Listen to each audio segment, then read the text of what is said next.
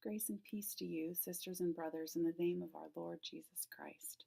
I am Chrissy Ennin, and I am a first-year MDiv student. I want to talk to you a little bit today about creating space for God.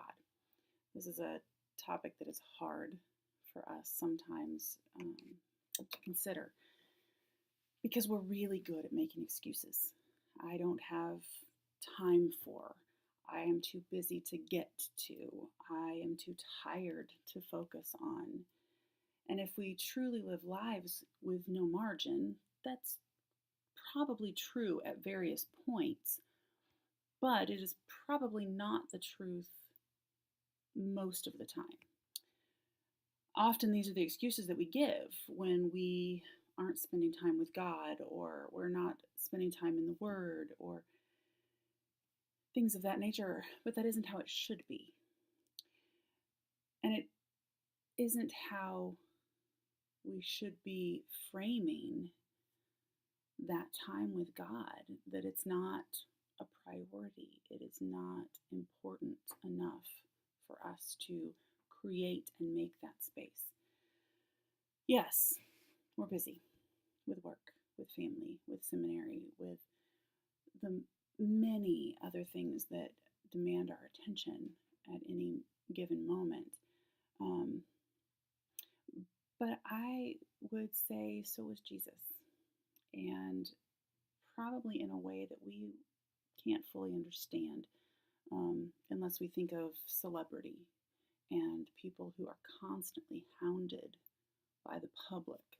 And this is kind of what was happening with Jesus. If we look at Mark chapter 1, in verse 32, it talks about that evening after sunset, the people brought to Jesus all the sick and demon-possessed. The whole town gathered at the door, and Jesus healed many who had various diseases. He also drove out demons.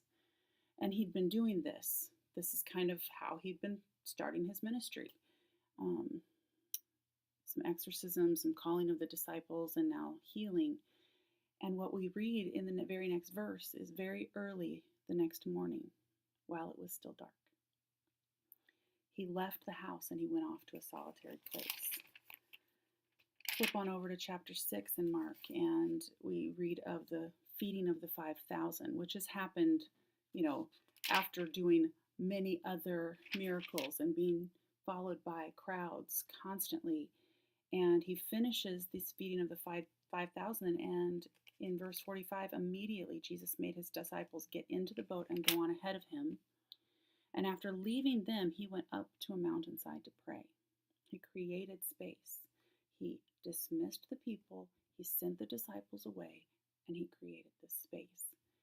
Even on his last night with his disciples, he creates this space for them to have time together, and then he goes to the garden and he creates space to have time with his Father, to get those final instructions, to get that final, this is what I want from you.